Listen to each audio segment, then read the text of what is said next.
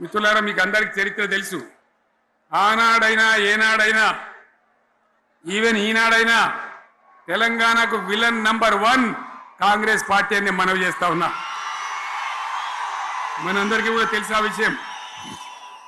Telangana Hyderabad state పేరుతో ఉన్ననాడు ప్రజలు వద్దంటుంటే కూడా బలవంతంగా ఆనాడు ఆంధ్రలో విలీనం చేసింది కాంగ్రెస్ పార్టీ, జవహర్లాల్ నెహ్రూ.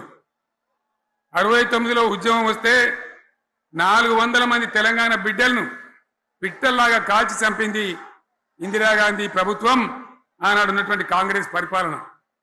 మళ్ళీ 2001 నుంచి మనం విజృంభిస్తే నంగనాచిలాగా ఇదే కాంగ్రెస్ వచ్చి మన బలాన్ని, మన ఊపును చూసి పొత్తు పెట్టుకొని తెలంగాణ ఇస్తామని నమ్మబలికి మనతో పొత్తు పెట్టుకున్నది కూడా మీరు చూసినారు.